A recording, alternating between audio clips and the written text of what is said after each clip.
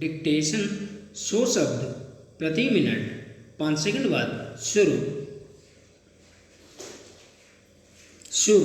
भारत रत्न भारत का सर्वोच्च नागरिक सम्मान है और यह सम्मान असाधारण राष्ट्रीय सेवा के लिए प्रदान किया जाता है। स्टॉप। इन सेवाओं में कला, साहित्य, विज्ञान, लोक सेवा और खेल शामिल हैं। स्टॉप। पहले इसमें खेल की श्रेणी शामिल नहीं थी, परंतु वर्तमान में इसमें खेल को भी शामिल कर लिया गया है। स्टॉप। पैरा। भारत रत्न की स्थापना 2 जनवरी 1954 को भारत के तत्कालीन राष्ट्रपति राजेंद्र प्रसाद द्वारा की गई थी। स्टॉप। अन्य अलंकरणों के समान इस सम्मान को भी नाम के साथ पदवी के रूप में प्रयोग नहीं किया जा सकता है। स्टॉप। वर्ष 1955 से पहले इस सम्मान को मरणोपरांत देने का प्रावधान नहीं था, लेकिन वर्ष 1955 में यह प्रावधान जोड़ दिया गया। स्टॉप। पैरा। भारत रत्न के डिजाइन में वक्त के साथ बदलाव भी किए गए हैं। स्टॉप। प्रारंभ में यह 35 मिलीमीटर का गोलाकार स्वर्ण पदक हुआ करता था, जिस पर सामने की तरफ सूर्य का चित्र होता था और नीचे एक फूलों का हार बना होता था। स्टॉप। पदक के पिछले हिस्से पर सत्यमेव जयते लिखा होता था। स्टॉप। भारत रत्न पश्चिम बंगाल के अलीपुर में बनाया जाता है। स्टॉप। पैरा। वर्तमान में यह पीपल के पत्ते के आकार का होता है। स्टॉप। यह 5.8 इंच लंबा, 4.7 इंच चौड़ा व 3.1 इंच मोटा होता है। स्टॉप। यह तांबे का बना होता है और इस पर प्लेटिनम से बना सूर्य का चित्र होता है। स्टॉप। इसके नीचे चांदी से भारत रत्न लिखा होता है। स्टॉप। इसके पिछले भाग पर राष्ट्रीय चिन्ह और उसके नीचे सत्यमेव जयते लिखा होता है। स्टॉप। इसे सफ़ेद धागे के साथ गले में पहनाया जाता है। स्टॉप। पैरा। केंद्र सरकार द्वारा वर्ष 2019 में निम्नलिखित हस्तियों को भारत रत्न से सम्मानित किया गया। स्टॉप। पैरा। नानाजी देशमुख का पूरा नाम चंडिका दास अमृतराव देशमुख है। स्टॉप। इनका जन्म 11 अक्टूबर 1916 को महाराष्ट्र के हिंगोली जिले में एक ब्राह्मण परिवार में हुआ था। स्टॉप। इनकी माता का नाम राजाबाई अमृतराव देशमुख तथा पिता का नाम अमृतराव देशमुख था। स्टॉप। नानाजी देशमुख 12 वर्ष की आयु से ही राष्ट्रीय स्वयंसेवक संघ से जुड़ गए थे। स्टॉप। बाद में नानाजी संघ के प्रमुख विचारक और स्तंभ बन गए। स्टॉप। इन्हें एक समाज सेवक तथा शिक्षा, स्वास्थ्य और ग्रामीण स्वावलंबन के कार्यों को करने के लिए जाना जाता है। स्टॉप। पैरा। नानाजी देशमुख, विनोबा भावे के भूदान आंदोलन तथा जयप्रकाश नारायण के संपूर्ण क्रांति आंदोलन से जुड़े रहे तथा आपातकाल के दौरान जयप्रकाश नारायण के साथ मिलकर आंदोलन में प्रमुख भूमिका का निर्वाह किया था।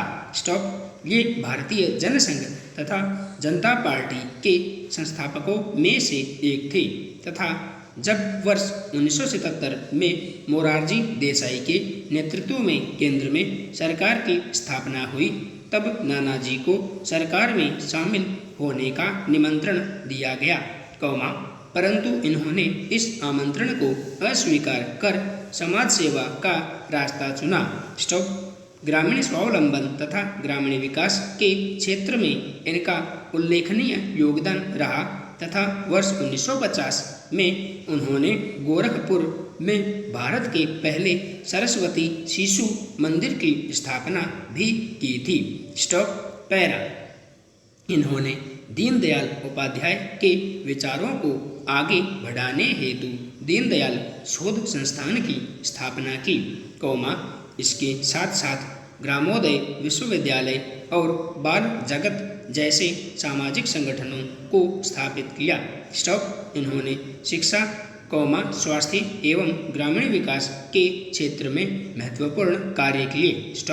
वर्ष 1999 में इन्हें राज्यसभा सदस्य मनोनीत किया गया तथा इसी वर्ष इन्हें पद्म विभूषण से सम्मानित किया गया।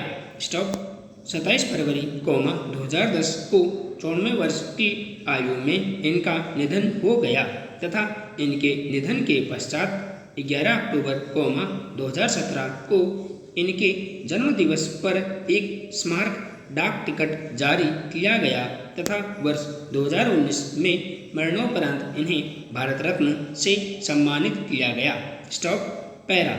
वर्ष 2019 में भारत रत्न प्राप्त करने वाले पूर्व राष्ट्रपति प्रणब मुखर्जी का जन्म 11 दिसंबर 1935 को तत्कालीन बंगाल प्रेसिडेंसी में वीरभूम के मिराती गांव में हुआ था।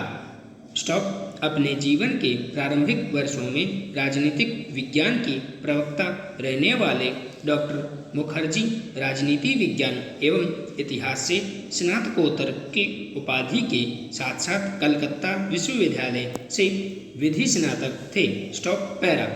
वे 5 दशक से अधिक समय तक सक्रिय राजनीति में रहे तथा वर्ष 2012-17 तक भारत के 13वें राष्ट्रपति के रूप में कार्य किया।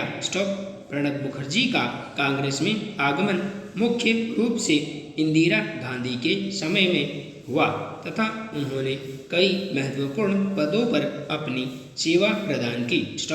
डॉक्टर मुखर्जी ने मनमोहन सिंह के प्रधानमंत्रित्व काल में रक्षा, वित्त व विदेश मंत्री के रूप में कार्य किया तथा वर्ष 1991-96 के दौरान योजना आयोग के उपाध्यक्ष भी रहे। असम के प्रसिद्ध संगीतकार, गीतकार और गायक भूपेन हजारिका को वर्ष 2019 में मरणोपरांत भारत रत्न से सम्मानित करने का निर्णय भारत सरकार द्वारा किया गया। भूपेन हजारिका का जन्म 8 सितंबर 1926 को तिनसुकिया जिले के सदिया कस्बे में हुआ था। असम में प्रारंभिक शिक्षा ग्रहण करने के पश्चात उन्होंने वर्ष 1946 में बनारस हिंदू विश्वविद्यालय से राजनीति विज्ञान में स्नातकोत्तर की उपाधि प्राप्त की। इसके पश्चात न्यूयॉर्क स्थित कोलंबिया यूनिवर्सिटी से पीएचडी की उपाधि प्राप्त की। उन्हें दक्षिण एशिया के श्रेष्ठतम दूतों में से एक माना जाता था। भूपेन हजारिका ने अपनी मूल भाषा असमिया के अलावा हिंदी, बंगाली सहित कई भारतीय भाषाओं में गायन किया तथा भारत की संगीत परंपरा को विश्व स्तर पर लोकप्रिय बनाया। वे संगीत के माध्यम से फिल्मों से जुड़े तथा कई फिल्मों का निर्देशन भी किया। भूपेन हजारिका को वर्ष 1977 में पद्मश्री, वर्ष 2001 में पद्म भूषण, वर्ष 2012 में पद्म विभूषण, वर्ष 1987 में संगीत नाटक अकादमी, वर्ष 1992 में दादा साहेब फाल्के तथा वर्ष 2009 में असम रत्न से सम्मानित किया गया। वर्ष 1961 में शकुंतला फिल्म के निर्देशन के लिए उन्हें सर्वश्रेष्ठ फीचर फिल्म का पुरस्कार भी प्रदान किया गया था। 5 नवंबर 2011 को इस महान हस्ती का निधन हो गया। इनके निधन के पश्चात भारतीय डाक विभाग ने इनका डाक टिकट जारी किया। इसके अलावा असम में लोहित नदी पर बनाए गए देश के सबसे लंबे पुल, ढोला सदिया पुल का नामकरण भी भूपेन हजारिका के नाम पर किया गया है। इस प्रकार देश का सर्वोच्च सम्मान भारत रत्न विशिष्ट क्षेत्रों में राष्ट्रीय सेवा के लिए दिया जाने वाला पुरस्कार है। स्टॉप, जिसे अन्य अलंकरणों के समान नाम के साथ पदवी के रूप में प्रयुक्त नहीं किया जाता है। स्टॉप, अतः यह सम्मान राष्ट्र सेवा में विशिष्ट योगदान देने वाले की पहचान को प्रोत्साहित करता है, जो राष्ट्र सेवा को समर्पित होते हैं। स्टॉप, संपूर्ण विराम।